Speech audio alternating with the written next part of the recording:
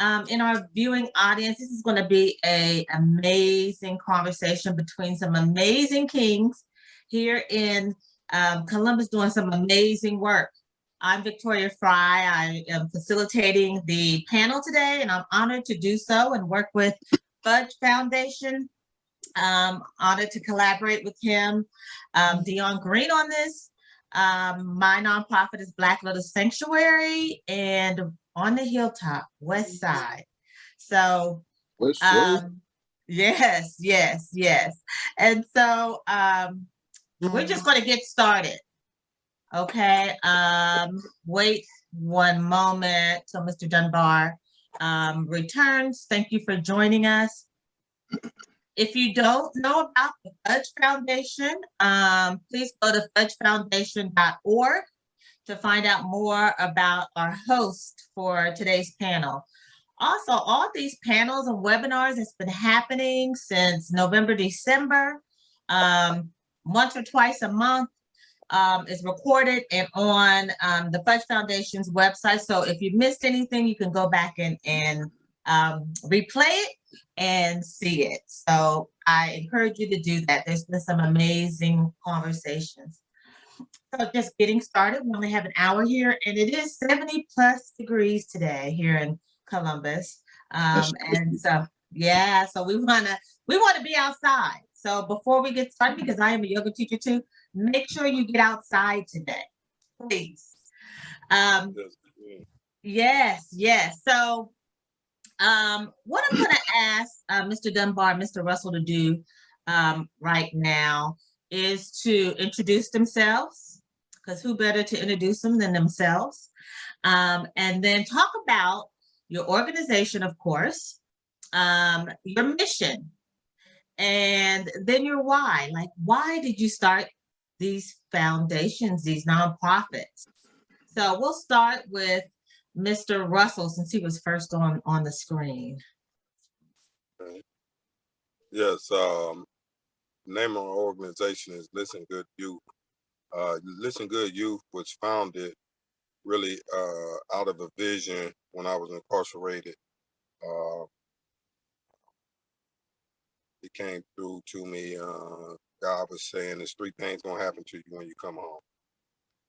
Hit the streets, you're gonna die fast. Coming back to prison for the rest of your life, or you're gonna be successful. So I hinted at being successful, doing the right thing.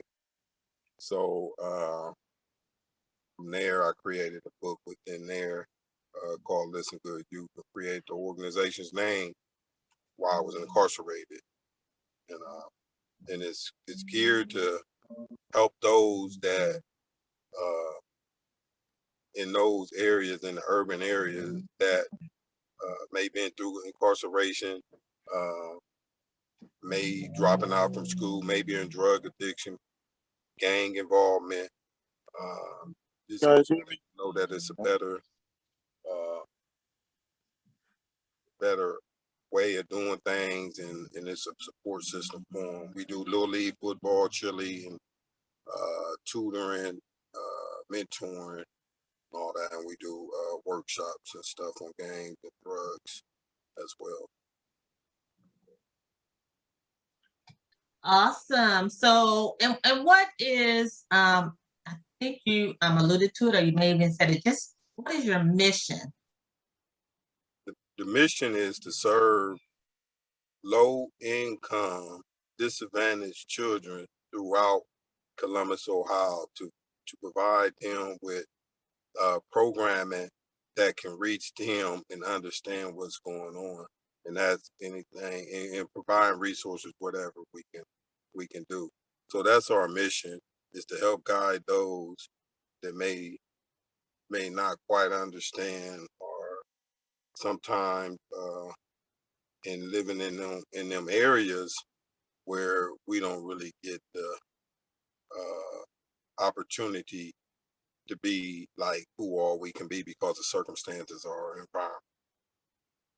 So our mission is to, bring that light and that awareness out to the people that we come in contact with. Amazing. Thank you so much. Listen Good Youth. That's Yeah. the name of founder Mr. Russell's organizations. We're gonna go next to Mr. Dunbar. Mr. Dunbar, let me re-ask the question. Introduce yourself, and your organization and your mission, and then your why. Like, why did you start this organization? Absolutely. Thank you. Dwayne Dunbar. And my organization is International to International. I use the acronym International, INTL, and it stands for It's Never Too Late. That is what we live by. I've been through a lot of different experiences in my life where I was always giving up. I was always quitting, and I always used to be my worst enemy.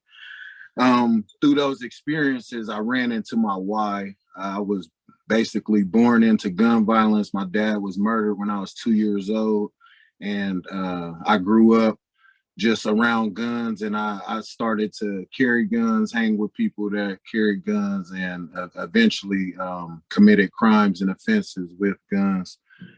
Now I advocate against gun violence. It's twofold. We try to reach out, create a platform and a relationship with restored citizens, brothers and sisters that are coming out and coming back into society. With the tech boom happening the way it did, anybody that was locked up, like probably before 2010, they're going to need some adjustment to become more tech savvy. Also, other personal and business development courses. Twofold, we also focus on at-risk youth, which is what is very similar between International, We Are Linden, and Listen Good Youth. With the at-risk youth, we try to support them in a way that they need to be supported, because it's different for different people. And once we're able to really get their attention, then we start the process of really becoming like their counselor and mentor, more so than we don't just coach. The coaching is what we use as an outlet. Our mission specifically is to establish healthy and pro-social relationships through engagement resources, with our willingness to educate and advocate against gun violence.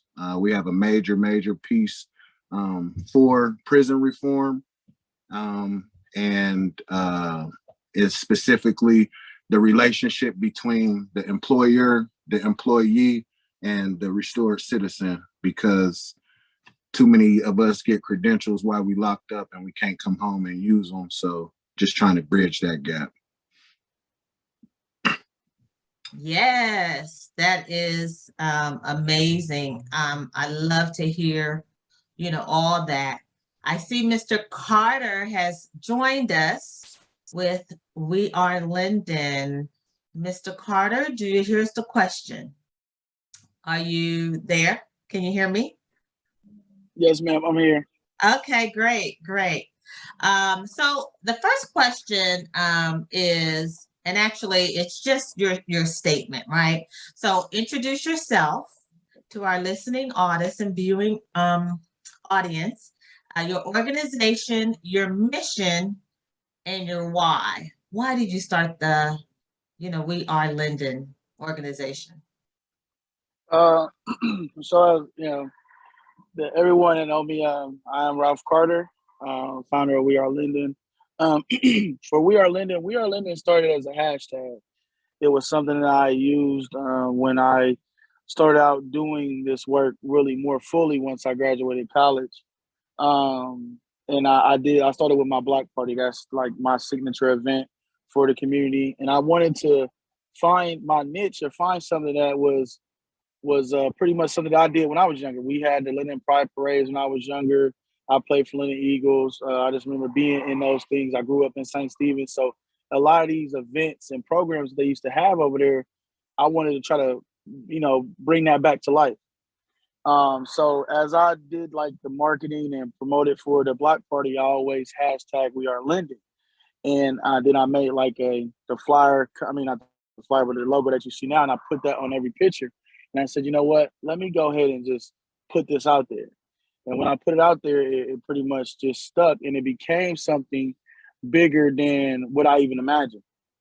And so now We Are Linden stands is we are that pride point of the community. Anything that is of Linden, about Linden, it is Linden. When you don't have to just be from Linden or born and raised or whatnot. Man, you could work there, support there, go to church there.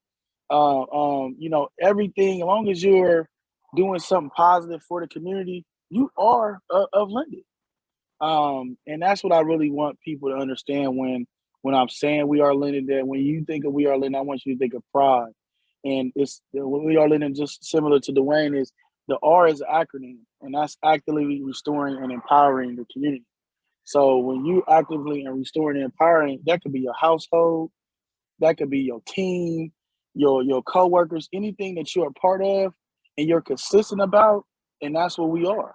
Every gentleman on this call, we share that same mindset where we're youth driven and we have all these different focus areas and backgrounds in which we want to bring to light and shed that positivity on it.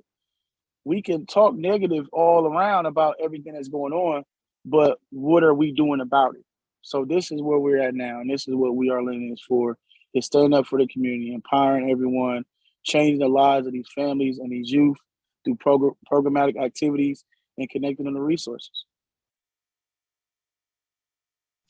Beautiful, beautiful. I see so many ties that bind through your organizations, and honestly, through a lot of organizations in Ohio, collectively. So, so interesting. So this panel, the title of the panel is Organizing and Advocating in Your Community for Change.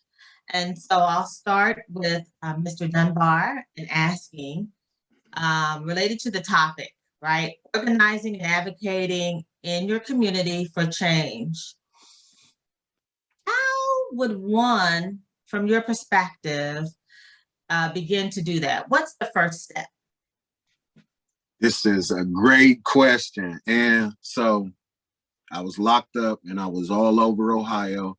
I have many friends that are in all the different counties, and they see me and they follow me on social media and they like, how do I do it? How do I get started?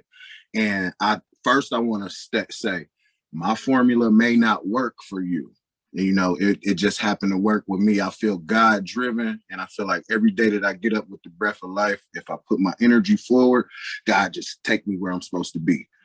So with that being said, I made myself accessible. I was able to track down people like Ralph. I'm on this panel. It's an honor because two of my greatest mentors are on here with me, and to be alongside with them, as a mentee, you look at them and you like, I want to be on that stage too. So to be right here with them is extremely humbling. But I was able to reach out to them organizations like theirs and just offered my time, made myself accessible.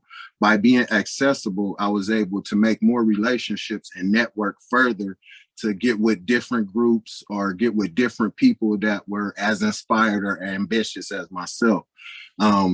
Being able to utilize resources like the library with free rooms that you can reserve, or rec centers, or community houses, or even some churches we've been at, being able to utilize those resources and get everybody together. Now, that's when we really get the melting pot, because the people that show up to these type of meetings are really, really dedicated. They're really, really committed. So even if it's only 2 people there, I treat it like it's 200,000 people, and I try to give my all to them, because we've got to get our message across. We've got to be able to articulate, and we've got to be able to communicate on a level that when we leave from this meeting, we're stepping towards results. So if I were to offer in a nutshell, I would say make yourself accessible, and be willing to put in the work. Oh my goodness, I love it. Yes. Yes, I love it, love it, love it. So, Mr. Russell, I'm going to ask you the same question, because just as Mr. Dunbar talked about, his formula may not be for everybody, right? And so if you were to give advice, and you are giving advice because there's people listening and always listening to the 3 of you, what would be your advice? How do you get started?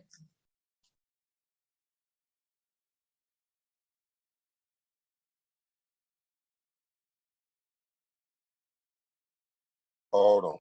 You know, I'm on mute. Okay. It's the example that you display too, as far as by being consistent on what you say you want to do, how you gonna do it, and then you got to have the passion to be out here to do this type of work. So I would say being like consistent and doing this work, man, that's one of the best ways. So when you say, for example, if you say that, hey, I'm gonna be over there, pick you up and take you on a job interview. So we got to be able to do that. Hey, don't worry about it, man. You know, we gonna get you enrolled into a school or something, man. Yeah, we gonna be out here, boots on the ground, marching to stop the violence, man. We gonna be out here on Mondays or whatever it takes, and we gonna be out here. So I think sometimes, you know, just by that example of what you say that you want, as far as that change within yourself, the people, the city, uh, you just gotta be able to stay focused on that. Thank you so much. Yes. Boots on the ground, have a passion, do what you say you're gonna do, right? Yes, I love it. Thank you, Mr. Russell. Mr. Carter, you're up. So the question is, what is your advice for someone wanting to start an organization to advocate for others? One, you have to know that this is what you really want to do. You have to be fair, firm, and consistent, no matter what, because you're going to encounter a lot of different people. You know, if, like I said, me being youth driven, I know I'm going to encounter many different youth from all different backgrounds and everything. So you look, making sure that you're not coming from a judgmental state, and making sure that you know that the youth in general wants to know that they can trust you. So if you know that you're going to be a trustworthy person, that you're going to be there, just like Derrick said, being accountable. Accountability is key in this because we're so passionate about what we want to do. Sometimes we get scatterbrained and we may talk to many different people. Some people may fall through the cracks, and it's not like we forgot about them or ignoring them, but we are human. So you have to understand that you're not Superman. But you know, we're gonna try as men. We're gonna make sure that we do everything we can. But I just want anybody that wants to go in this type of work that you follow God's way. And He's gonna put people in place and things in front of you that are, some are going to be a test, and some are going to be things that, well, no, I'm putting this person right here because I need you to attach to them. Regardless of what it may feel like or look like, this is a person that is going to be good for you, or this is a situation that's going to be good for you. And so I just want people to understand that this work is not something that you're looking to get pats on the back, because you're not always going to get that. The payment is seeing these smiling faces of these kids, and the tears of joy for parents knowing that their child is progressing and they're not going into that prison penitentiary pipeline, and that they're not, you know, in a box, because, you know, things are going to happen in life, and people are going to pass away. They're going to get locked up between whatever situations that they have put themselves in. So I want individuals to understand that it is not your fault if you're advocating and working with these youth and these families. People are going to make their own choice. You have to make the choice to make sure that you stay consistent with them and furthering your mission. Just amazing. That is so true. I agree. I was trying to take notes because you guys were just dropping the gems and the pieces and parts the whole time. So I appreciate you doing that. So this is what I heard. And you know, we all don't hear the same things, right? So sometimes it just resonates with you. And one thing I do notice the tie that binds is working with at-risk youth, or and you can call that population with, just about anything. I love to call them opportunity youth, because there's so many opportunities to be able to help and support and guide that group. But I heard a couple of things, and this is not in any kind of order. I heard reach out to other organizations that are like organizations, right? So you all always, it sounds like to me that you all are saying that you have to collaborate with other groups, right? Okay, and you're saying be available. Be available when someone reaches out. Use the free resources that are around your area, right? Be it totally in Ohio, Columbus, Dayton, Springfield, wherever, Cleveland. Find the free resources, because this is a job. It's an unpaid job, and most times no one pats you on the back. That's what I heard. So utilize all those resources. I heard know that this work, whatever the work looks like, is what you really want, right? So don't just jump into it. Like, figure it out, think about it, see if it's something that resonates with you as the CEO, as the founder of the organization. Non-judgmental. And we know that in our populations, they're always judged. We're always judged, right? So you have to be non-judgmental. Trustworthy is key, right? One of you said, if you say you're going to do something, do it. Our parents most times taught us that. Don't say it if you can't do it, right? And be accommodating, and accountable. So we have to be accountable to ourselves, our families, right? We also have to feel ourselves out and be consistent, passionate, and have your boots on the ground. I liked all those things. That's what Mr. Russell said. Yeah, he said, put your boots on the ground. So we also know that in order to do this work, it's heavy work, it's heavy lifting.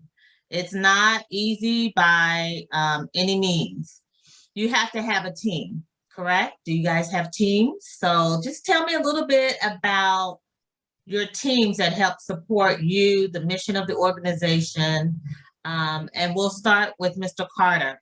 So if you want to tell me a little bit about who you collaborate with and your team, that would be great.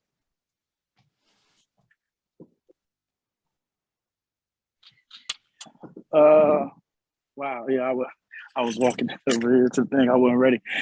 So team, I mean, it's really the guys you see on this call. We lean on each other a lot. I have other different community partners that I do work with that have helped and showed me. Definitely got to give Londale Towns a shout out. He definitely has helped me as well.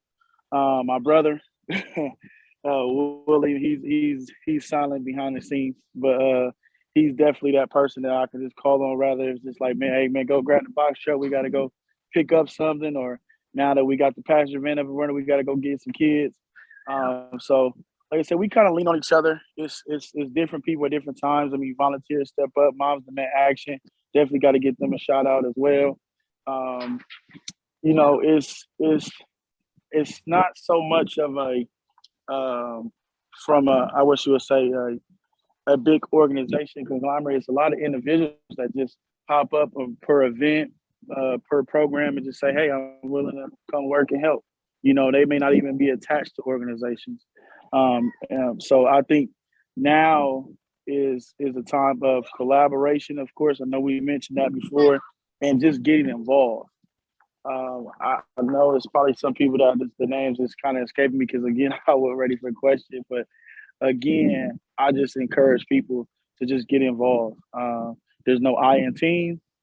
This is an us thing. The only way for us to combat against everything that's going on is if we get involved. If you're going to be a sideline and spectate, be silent in doing that, because we don't need no negativity. We want all positive energy, all good love flowing through these streets. through these halls of the classroom, through these young people's minds. They have enough negativity out there. So thank you. Great. Thank you, Mr. Carter. Sorry I got you. I know I was going a different way, in a different order before. So but that's part of being leadership, right? Like you jumped right in and said what you needed to say and how you needed to say it. So thank you.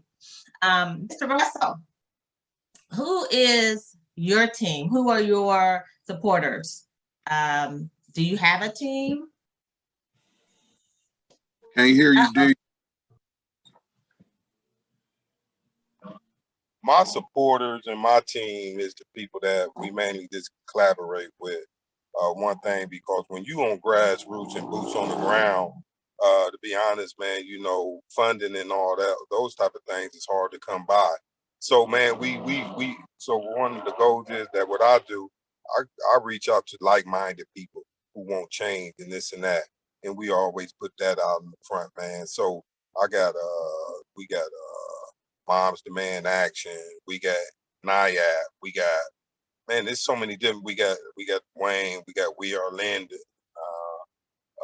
we got individuals, we got Miss Hood, we got Terrence, and it's just so many people. When you call on them, when you out here doing this work, just want to come out and assist you in those type of things. We got the React team, the fire department, we got judges, lawyers, prosecute. You see what I mean? All different, just on that unity. Like for this summer and spring, me, Dwayne, we got a goal to reach between 500 and 1,000 individuals, man, to bring the community together in reducing and with programming and to help reduce the violence and all that. So that's my team. That's my support. You know, we got some interns from Ohio State. We got mothers, sisters of Dominican. So it's just so many, man, and I'm just thankful for them all because we share the same passion in some type of way. Because all we want is the people to have life in the pursuit of happiness. So that's where I get my supporters and my help from, right there. Great. Thank you. Thank you. So informative. Okay, Mr. Dunbar, you up? Absolutely. They gave some very good answers, pretty much covered everything. So I'll just piggyback a very little bit. It is lonely. It's very lonely out here because in the very beginning, when you're getting it off the ground, you're gonna be by yourself, and everybody ain't gonna be willing to contribute as much as you, as far as time is relating. But you can't allow that to stop you. You got to understand that what you're doing is for a higher purpose. So before I do anything for anyone, I've already made it up in my mind that I'm doing this for God and the greater good of humanity. So I can't be shaken or faltered along the way, because lack of support will drive you into a dark space. It'll make you think kind of foul about people close to you that ain't there like you think they should, or not really contributing like you think they should, but everybody don't see like you see. And I had to understand that. But the people that do, they amaze you. They show up and you're not even expecting them to. You extend your invitation, you ain't expecting them to show up, and then they pop up, and you're just so thankful because that energy has brought them back. That energy has brought you back together in that nucleus. And our think tanks are powerful when we're all in there on the same page, all in there on the same accord. So the supporters, the ones that get swept under, that you take for granted, like my wife, she takes a lot of stuff, my sisters, people that are just always by my side, whether I have acknowledged it or not. They take a great deal, and their support is equal, you know what I mean? But it is lonely out there in the field. And I know this is like an invitation to an activist or advocate out there that's listening. you can't just rest with that burning feeling in your abdomen. You can't rest with them butterflies and that anxiousness. You got to answer that instinct and go ahead and do something about it and make yourself resourceful, because just how we're all CEOs and founders, we're all also volunteers and participants to each other and many different organizations, because that's just how you reciprocate. And that solidarity piece, that community as one, the community as method, has been really working for us. Yeah. So what I'm hearing, honestly, the bottom line is collaborating, working with, finding like-minded people, right? And just know, oh, go ahead. Were you going to say something? No, I was just saying that's key.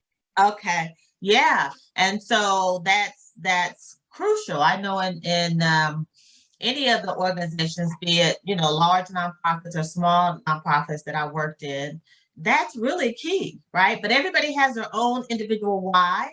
They may have their own individual why, but the like-mindedness has to be there. So thinking about that, gentlemen, when you find that people want to collaborate, assist, or whatever the case may be, and you find that they're not like-minded, that they're involved simply to elevate themselves or their ego or whatever the case may be, because I know that happens.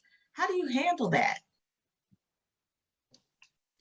And Mr. Dunbar, since you got your mic unmute, I'm gonna start with you. Cool. So that's a very good question. The reason why I say it's a good question is because I have experience with it. Being born and raised on this side of town, doing work on this side of town, I bump into a whole lot of people that I know. And for whatever reason, like whatever their why is, they like, hey, I'm trying to get involved. I caution that simply because you have to have some type of vetting process. You have to have some type of, not like initiation or anything, but you just got to see what they're about, because people are trying to get close to you for a specific reason. And a lot more than, I would say more often than none, people have hidden agendas, and you can get mixed up in a very bad reputation by just mingling with those types of groups. So I say there should be some type of vetting process, but when the people have proven themselves, when they have put their work in, they should be acknowledged. They should be recognized, and it should be understood that the reason why they went through those sort of protocols is because you just can't be too sure. We as men, we have birthed this organization, and we're taking it, and we need to take it from this super needy state, and we trying to create a toddler so that we could turn our back for a minute and go do something else while it's still going, without worrying about them getting into some mischief. But if you can't trust that when you turn your back, those same fundamentals as if you were watching them, then it's a bad formula. So the easiest way for myself to separate from them, if they happen to make it through the vetting process, you just got to keep it real with them that you're not able to work with them. Things just don't always work out how we want it according to plan. And that'd be like the best way to say we need to part ways. Okay.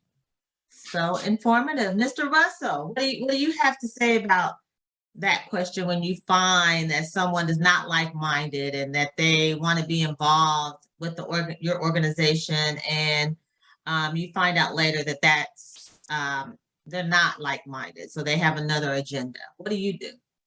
Yeah, that happened. That happened often.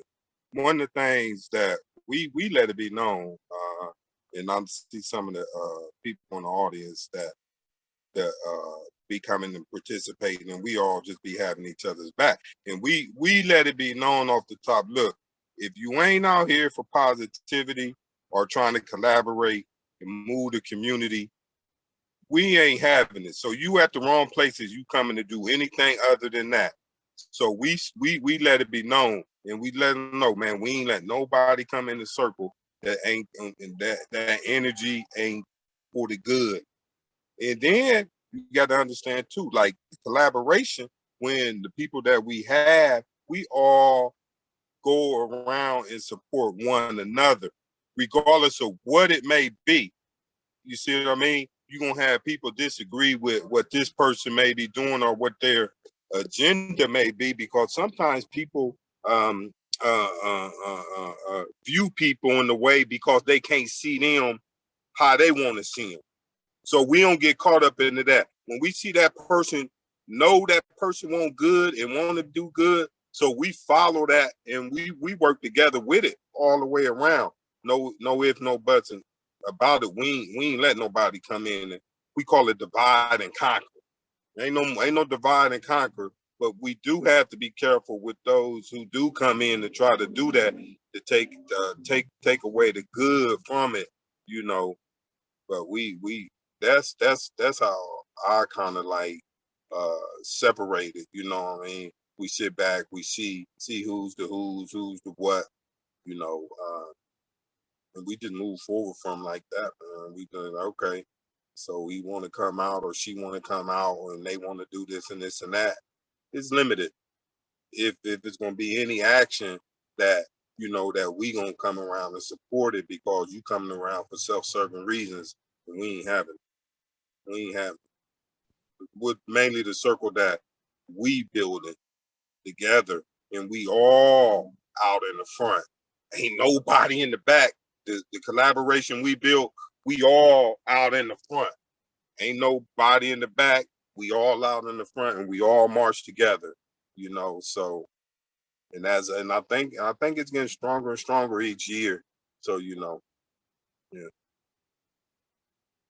Great. That's true. You know, I wholeheartedly agree for sure. And I know that there are many others on the chat. Miss Adrian Hood said, yes, we have to be careful with the agendas, right? And so that is so true. Mr. Carter, what say you? How to separate myself, as you say. I think when you're saying, well, let's say this. The hardest thing to do is make somebody see your vision through their eyes. That's one of the hardest things to do.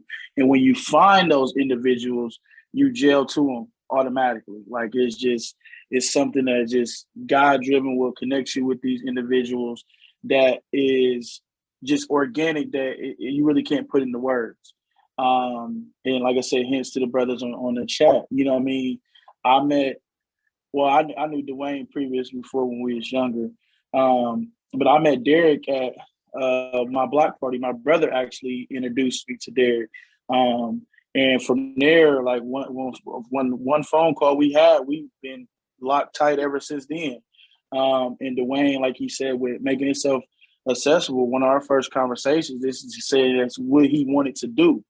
And so a person like me, a piece of my background is I used to throw parties in college. I actually did parties when I was younger as well, house parties. But so I have kind of like a marketing promotion background. So everything that I do, I try to market that. Anybody that I'm connected with, whatever their mission is, whatever they're trying to do, I try to help promote and push that because I want to help further everyone's mission because we share the same values and goals, and that is preaching and pushing positivity, helping these youth, helping these families. So there's really no difference in besides the name. You got Listen Good Youth, you got International, you got We Are Linden. But at the end of the day, our missions are very clear, and that is to serve. So when you're finding yourself with people that are missionary not to serve, it's easy to detach yourself to them. It's easy to not attach yourself to them because their mission are not like yours.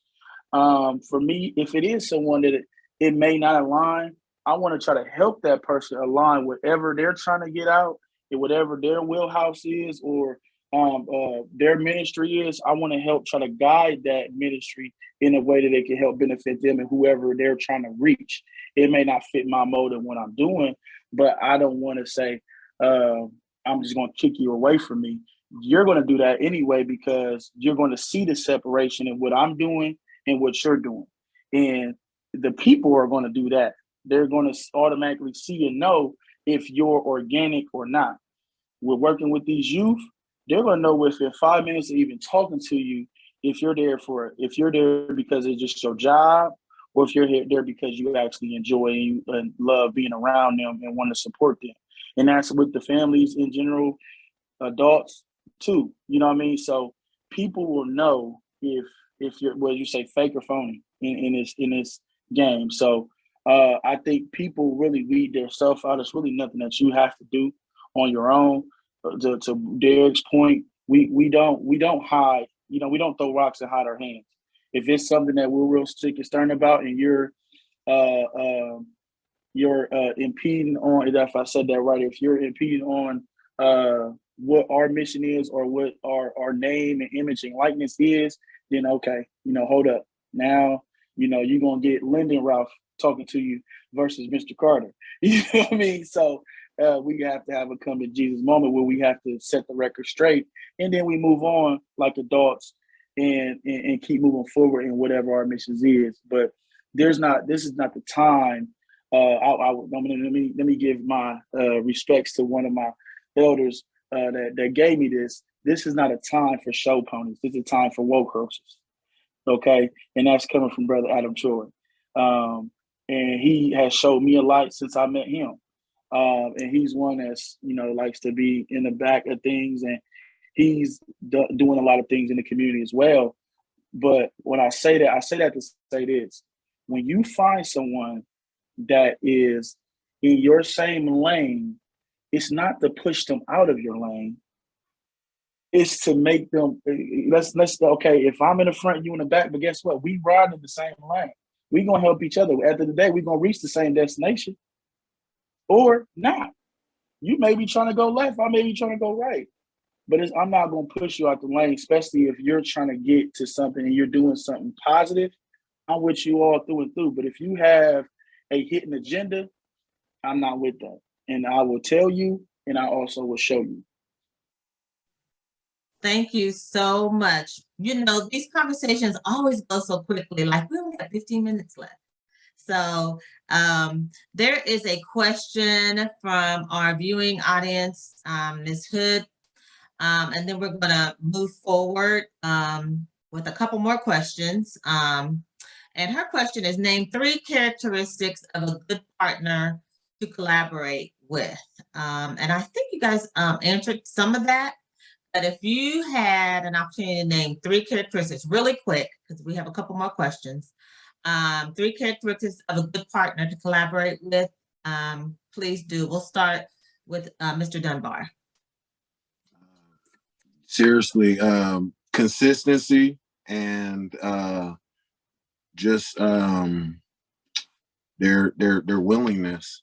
Their willingness. Great. Mr. Russell, 3 characteristics of a good partner to collaborate with. It got to be, trust got to be in there too. You got to have, you got to be consistent. You got to have the trust. If I'm laying out a plan and I'm coming to you with it, and we're gonna collaborate on this as a unit or this and that. So I got to be able to trust you with that as well. I think that make a good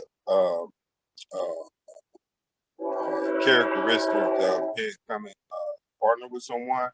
And also you got to be willing to do the same that you asking someone else to do for you.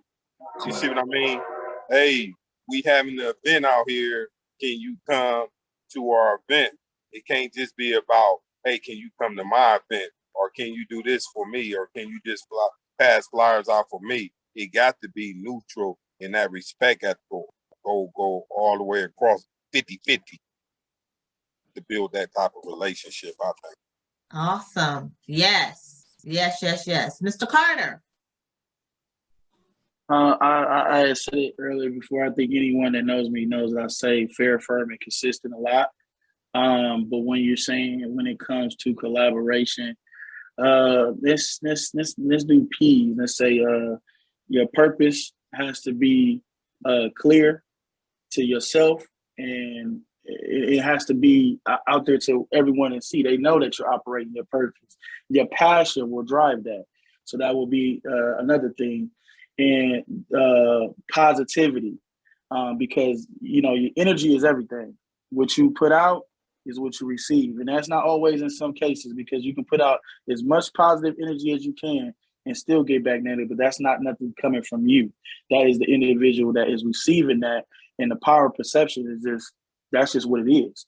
You can perceive me as whatever you make it, but that's my perception of myself is what it is of myself and what God has driven me to do. So I will just go with those. And I think when people know that their purpose and their passion is aligned, and you add in the positivity, and of course love is always the factor of positivity. I think that always manifests together, and you will know that, okay, this is a person that I can be trustworthy to and trust in with my ideas, because these ideas that we have and share, this is part of our mission, this is part of our purpose and our drive, in which keeps us going. When I know Dwayne alluded to it earlier, when you don't feel like you have that support, it's draining. It makes you want to be like, you know what, I think I got to go back and reconfigure some things. Me and Dwayne have talked a lot this week. I've been going through those things in my head myself. But again, God has kept me sane and kept me strong, and I just keep pressing forward. Amazing. That's so good. It's all so good. So I know with Black Lotus Sanctuary, I do a lot of work with youth as well, and I've worked in education for over 20 years, and so I have seen in those 2 decades where people's agenda isn't what they speak. So I get what you guys are saying. Like, the focus is the students and nothing more. Adults, if it's not serving our students, then, and our students are opportunity youth, or it can't work. It won't work, right? So when you find that out, I get it. You got to make sure that they're aware of your mission and your vision and what you're going to do, what you're not going to do, right? And don't let anyone sway you one way or the other. Here's another question from the audience. What are some of the obstacles and barriers? And we're going to be really quick with this one. What are some of the obstacles? So give me maybe one each or two each. What are some of the obstacles and barriers do you face within your nonprofit? What's some of the obstacles? And we'll do it this way: an obstacle, a negative, and a positive. Obstacle and a positive thing that comes out of your organization or that you face. I'm gonna go ahead and hop out with this one. Obstacle, positive, and negative is not having our team structured and solidified enough. It's negative because it halts your progression. It's positive because it's so easy to get zeroed in on the destination and not pay attention to the scenery. You got to pay attention to the scenery, because those small little details pile up at the end, and you be right at the door. Like, we about to get this funding. We got these kids ready. We got all this stuff in line, but you done left these details back there. So you trying different keys. You can't get in the door. And that really hurts, because you know the impact you're about to have on the community. I forgot the second part. I'll pass though. That's okay. That you actually kind of answered it both, right? Okay. So it was obstacles and some positives, right? Some positives. So you actually answered it. Are you good with your answer? I am. Okay, great. Okay, Mr. Russell, quickly. What are some of the obstacles and barriers you face within your nonprofit? And then give me a positive of your nonprofit that you faced. That trying to get that administrative staffing built to a T where we can be more effective. You see what I mean? but that comes through with financial funding, like we need like infrastructure or whatever we may need funding to pay that, because people can't volunteer. And I won't want nobody to volunteer just to keep volunteering to try to, because their time is precious and valuable too. The two number one gifts in life is when you can spend time with someone or help someone, or when a woman give birth to a child. So to me, that's what it is. So mine is that administrative staff where I can get that team and we can move out and be more effectively out here in the work that we doing, but still not showing no signs. The positive part is still showing no signs of I'm not making no excuses. I'm gonna let my excuses rise above my efforts, and I'm gonna keep pounding and pounding and pounding till we get the things that we need to have to get to the place where we can be more effective. Okay, thank you, Mr. Russell. Mr. Carter. Can you repeat the question for me? I'm sorry. That's okay. That's okay. So the question that was asked from the audience was, what are some of the obstacles and barriers that you face? But I also added, and give a positive.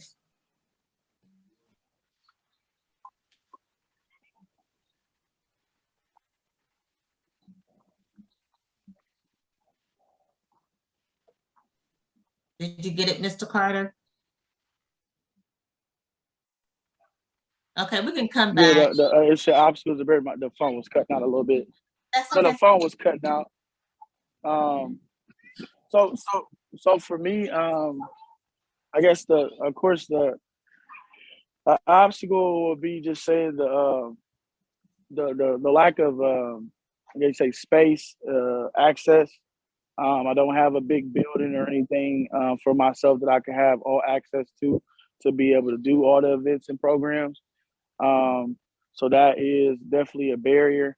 And I know the other part of the question was, but I think Just for a me, positive. the Give us scariest attribute of it is I have two. Oh, a positive is, the fact of, we have access to all these families and youth that need the help. And I think it's just really, like I said, it's God driven. Being able to build relationships from scratch with young people, and even their parents, and being able to be being trusted by them just by a simple conversation. Because especially with what's going on today, everybody is on pins and needles, and everybody's carrying a weapon, from a toddler all the way to an adult. Everybody got a weapon on them. I don't get it, but at the same time, it's just like the way society is growing. I think, like I said, that is one positive thing for me, that I think God have blessed me with, that being able to create these relationships from scratch organically. I love it. Thank you so much. I see Mr. Green of the Fund Foundation has shown his face. And so I want to give some space to Mr. Green to just impart a few words regarding this topic himself.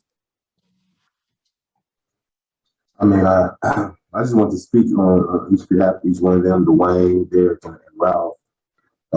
Man, I know the work that they do and the dedication and commitment that they show to the community is phenomenal. And what people don't understand is we give our all to the community, but it takes from our family. People don't realize that. We're away from our families because we're trying to bridge our community, but it's really taken from our families, and we get lost in that point. Me and Ralph, we had a great conversation about that. It's so hard when our hearts are so involved and we want to create that change, and we're so in tune. But at the end of the day, we do have a family that we are taking time from and investing. And I commend them, and all the work they do. They stay boots on the ground. They stay organizing, empowering the youth, and just creating an opportunity for them to know that there is an out and people do care. And Yeah, man, it's amazing, and I know that this realm is hard. We always got a lot of people wanting to tug and pull on us to be there. But at the end of the day, it takes funding too. It takes money, and that's just the issue with just Black nonprofits in general. That we have to break that cycle, and they have to start investing in us so we can invest in our community. So, man, I applaud to them. And, before we get off this call, I wanted them to share how people can reach out and contact their organizations and however that might be. But once again, thank y'all fellas for being on here. Yeah, so I double that. So if each of you could tell the audience how to get in touch with you, what they can do, what they're looking for, just one or two things that your organization is looking for, how they can donate time or money. If you could do that real quickly, we would appreciate that. So Mr. Dunbar, why don't you go first? Absolutely. The name of our organization is also our email address and our website, intltointernational.org @gmail.com. And that's our Cash App. We also have, we just want to focus on recruiting members that are going to be solid and stable forces within our organization. We advocate against gun violence in many different forms, and we're trying to create this platform for restored citizens on many different forms. If that interests you in any way, you can get in contact with me directly there. Or if you're on this line, I'm 614-927-7421. You can directly get me there, and I would love to follow up, have a conversation with anyone about anything that we have talked about or anything that you have on your mind to that you feel like needs to be presented to the people. And I want to say that's so true, because me and Dwayne, we done been in the building with the youth, man, and they, it was a great time. But man, they asked 1,001 questions, but we answered every one to the best that we could. So yeah, he's definitely involved with. So Dwayne, can you give your phone number one more time slowly? Yes, 614-927-7421. And that is going to get you directly to me. Wonderful. Okay, Mr. Russell, what about you? How can they get in touch with you? Yes, you can email me at Derrick, DERRICK.Russ, RUSS @yahoo.com, or Listen Good Youth at yahoo.com, 614-327-5883. And our thing right now, my more interest right now is if you got an organization and you want to provide your resources and whatever that you can help out in the community, we're gonna be starting our Monday marches back up in April. Come on out. It's only a couple hours on Monday, and let's get to the community, and let's help get them the resources and show them the love and support that that they need, so we can reduce some of this gun violence. Okay, is that in the evenings? Yeah, it's from 6 p.m. to 8 p.m. Okay, where are they? So we go all through the north side of Columbus, so they would have to email me or call me if they or go to our Facebook group. It's called Linden Community and Columbus, Ohio Stop the Violence Group. It's all one word. Okay, thank you so much. Mr. Carter. Hey, how you doing? So my social media for Instagram, we actually started TikTok as well. Is just We Are Linden with the underscore. Our website is We Are Linden 614 at gmail. We Are Linden 614.org.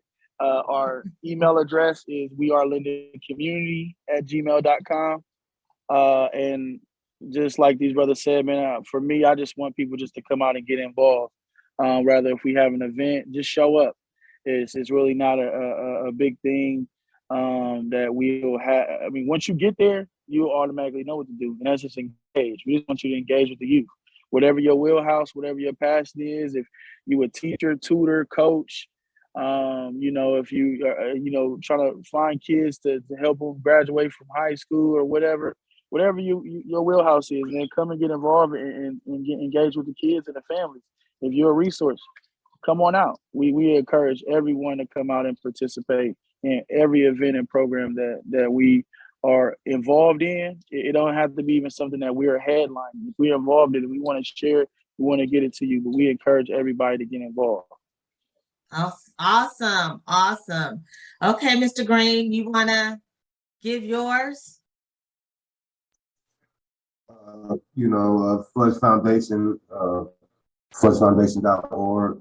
You can contact me through the website or cell phone at 937-580-8556. And we just need people to get involved.